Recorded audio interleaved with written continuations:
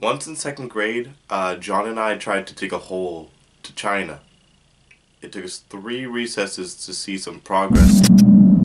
And there was plenty of adversity. There was a little kid who kept trying to keep sand back in. She tells me she loves my stories, although her and I both know they're not that exciting. I never lived the most memorable life until I found the little brown-haired girl. The girl I'd soon fall for and admire from 5 feet away, who was just barely out of reach until she said hi to me for the first time. After that, it's all a blur.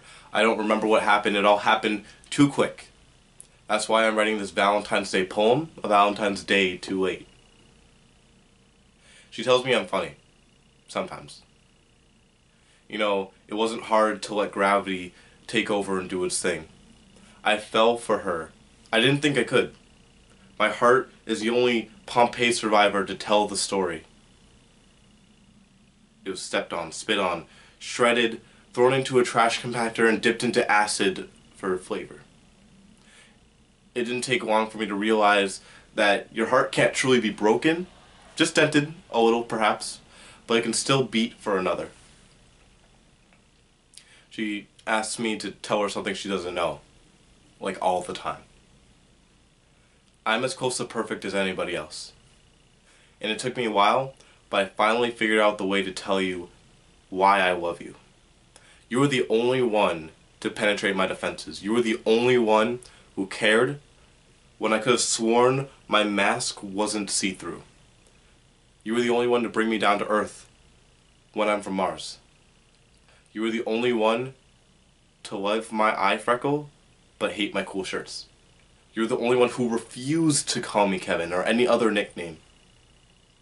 You were the only one to catch my eye when I could have sworn I was holding on to it. I'm lucky to have caught yours too.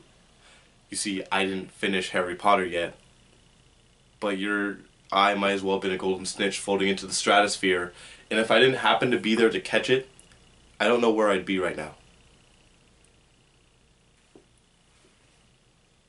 I remember our first kiss every time she said I love you.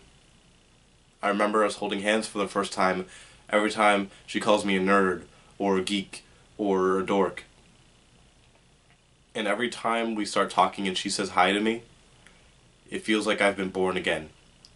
And I've fallen in love with her again.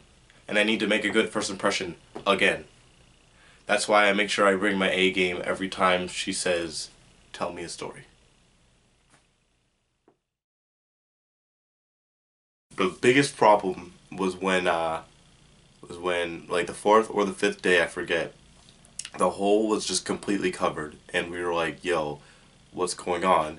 We were upset. Like, it was stupid, because like why would you fill up a hole if it's like, obviously it's a hole for a reason. Like, it was like this big. It was huge. So I was mad, and then like John was mad, and we were like, so now what do we do? So I think what we just ended up doing